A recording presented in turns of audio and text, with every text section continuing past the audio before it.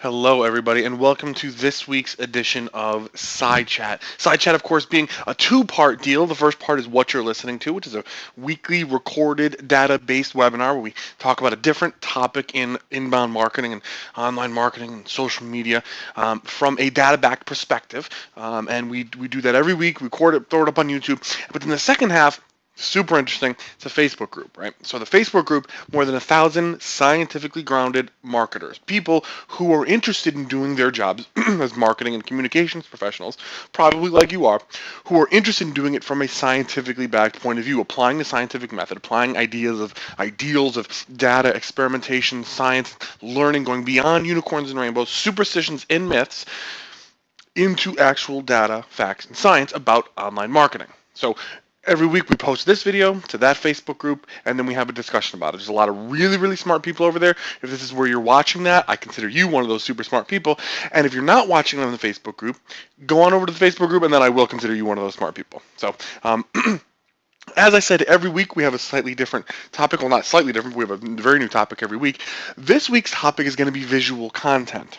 All right. Now, we've talked about visual content a few times before on SciChat over the many iterations of it. But normally what I do when I talk about visual content is I'll talk a little bit about Facebook, a little bit about Twitter, and then we'll jump right into talking about Instagram and Pinterest, because I feel like Instagram and Pinterest indicate and exemplify a new trend in social media, or the newest, most important trend. There's a lot of trends in social media about temporality and the temporariness, like you see in the Snapchat and those kind of things.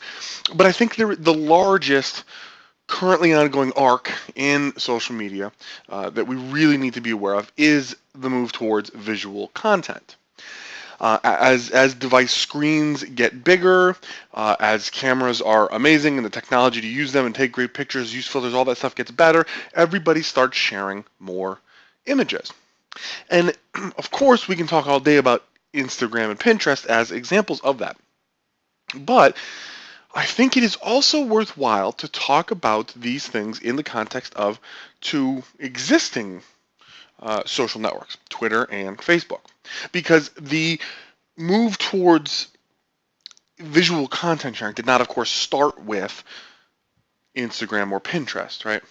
It did not begin with the Instagram filter, of course, and it didn't even really begin with Facebook or Twitter, but it is certainly in the social media sense, been born of those networks. And so the first graph you see here is some data that I did about Facebook. And so what I did is I looked at the top 10,000 most liked Facebook pages, and I analyzed all the posts on those pages' walls, right?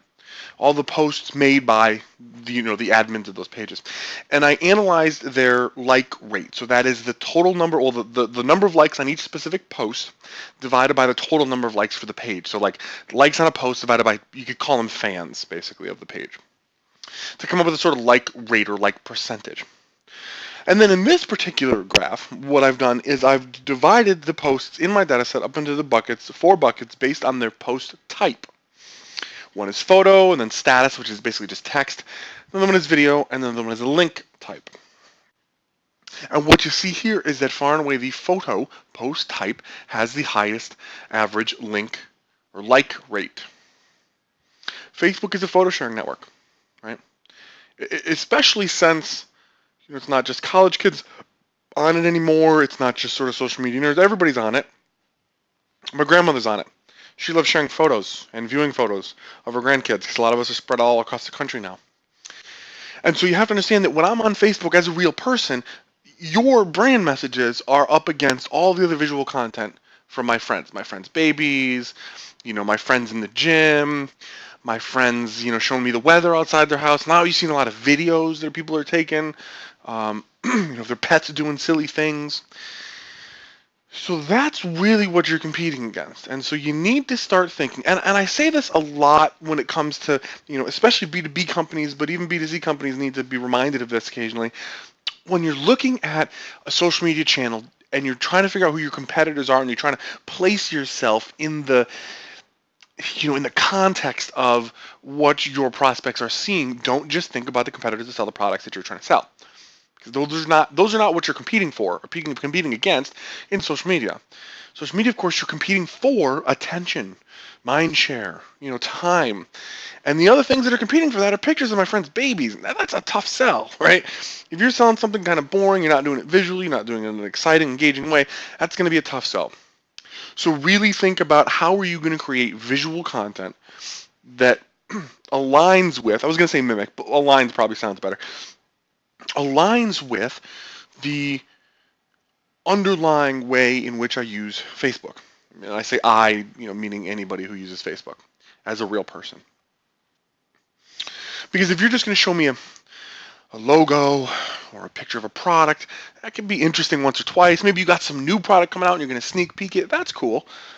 But on Facebook, I'm mostly looking at pictures of people, right? So are you going to show me pictures of, people at your company using your product?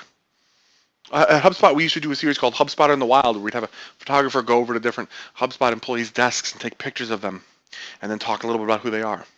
Because that's what I'm doing on Facebook, is I'm sharing pictures of myself, my friends, and all that kind of stuff, right? And in fact, if you're listening to this on Monday, it is St. Patrick's Day, which is absolutely one of my favorite holidays, not least of which because my middle name is, in fact, Patrick.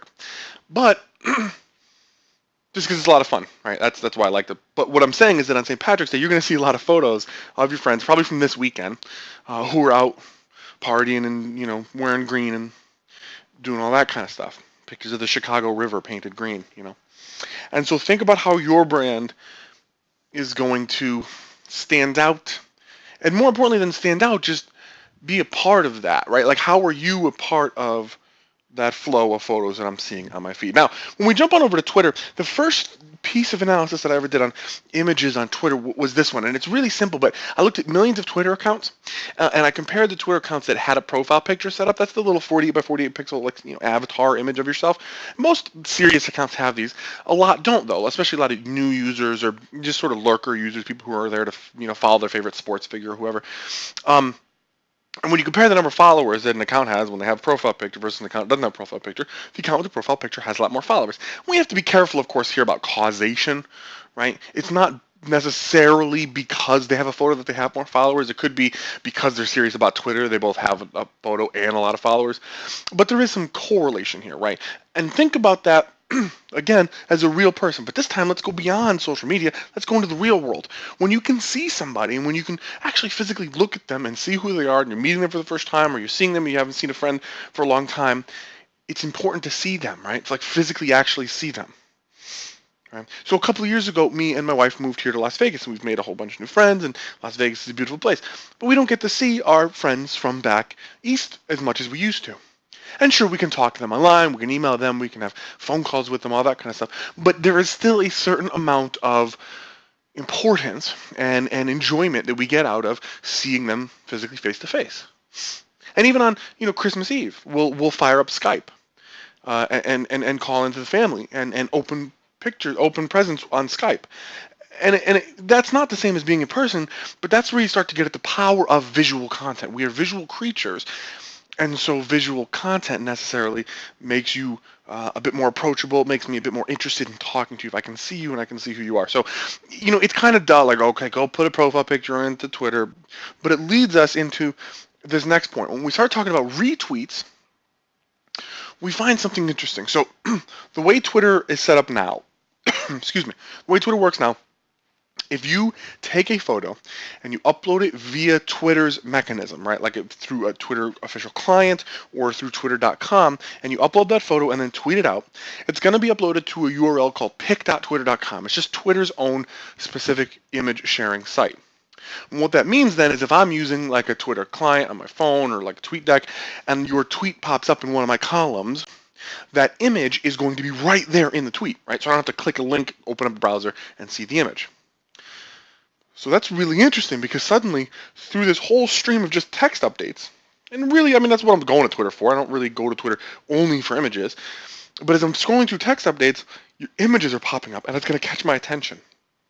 So when you look at tweets that contain pic.twitter.com, that means they have an image in them that's been uploaded to Twitter's own image sharing service, you find that they are 94% more likely to be retweeted than tweets that do not have pic.twitter in them.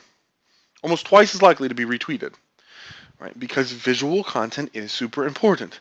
But we have to understand the mechanism by which we're sharing them, because Instagram used to kind of work like that. You used to be able to go to Instagram, upload a photo to Instagram, set it up to share it also to Twitter. Twitter would tweet out the thing, would have the Instagram link in it, and it would also pull the image in, just like pic.twitter.com does. Well, Facebook bought Instagram, and it no longer works like that. You can still share stuff from Instagram to Twitter, and I still do that for my personal account, but it doesn't work in the same sort of integrated, image in the stream way that pic.twitter.com does.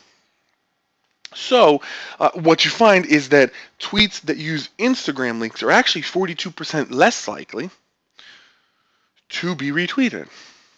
Not more likely, not more likely than the average, but 42% less likely than 42% less likely overall, right? Because the thing with Instagram, if I don't know you super well personally and I see an Instagram link, I'm gonna assume to some degree that it's not gonna be super interesting, right? Unless you have a really great caption. So I'm not going to click it because, and the reason I'm going to assume it's not all that interesting is because a lot of times Instagram is going to be like stuff like hashtag New Year's Eve, hashtag drunk, hashtag best friends, a lot of that kind of stuff. Where if I don't know you personally, it's not going to be a whole lot of value to me. And we've talked about that in our discussions about Instagram. But if there was an image in the tweet, I would be able to see the image, and I would be able to just say, oh yeah, okay, look, that is interesting, even if I don't know you personally. But without that, it doesn't quite work the same way. TwitPic, it is a Twitter-specific image sharing system, so that tweets, including TwitPic links, are 64% more likely to be retweeted. And then the flip side of that coin is when you upload images to Facebook, they go to a Facebook Content Delivery Network, FBCDN. And again, when you share just a Facebook link, it's not going to pop up in that same nice way, integrated pic.twitter.com style way, as the other links are. So again, you see a negative effect. So tweets with Facebook image links are 47% less likely to be retweeted. Now, there's also another caveat there too, right? Depending on your privacy settings, my privacy settings, and the privacy settings of the person whose image you're sharing, and then the link that you're actually using to share the image, there's a strong possibility that if I don't know you and most of your circle of friends and you're sharing a link from Facebook, I might not be able to see it, right? Depending on how you're sharing it. So again, without that preview pane, without that image preview, I'm not going to really know, is it interesting? And then on Facebook, you have that whole other thing. Like, again, if I don't know you personally, there's a strong likelihood that an image you're sharing from Facebook is really not going to have a lot of relevance to me. And again, without that preview pane, it's tough. So use visual content on the social networks. Absolutely use it on Facebook. We talked about that. You experiment with Pinterest and Instagram. We've talked about that in previous episodes. But also use it on Twitter. Just be careful about how you're using it on Twitter. Definitely try to use, wherever you can, pic.twitter.com. Now, I'm not telling you to stop using the Instagram hookup, connection. Again, I use that personally. But when you really want to kick things up a notch and do a little bit of experimentation, give pic.twitter.com. Give the actual Twitter image uploading setup a shot, because it's going to have that nice preview pane, and that is going to be super awesome for you. And according to the data, it may get you more retweets, or may make you more likely to be retweeted. So that is today's episode of #SciChat. I look forward to talking to all you guys next week again. And please join us over on the Facebook group SciChat.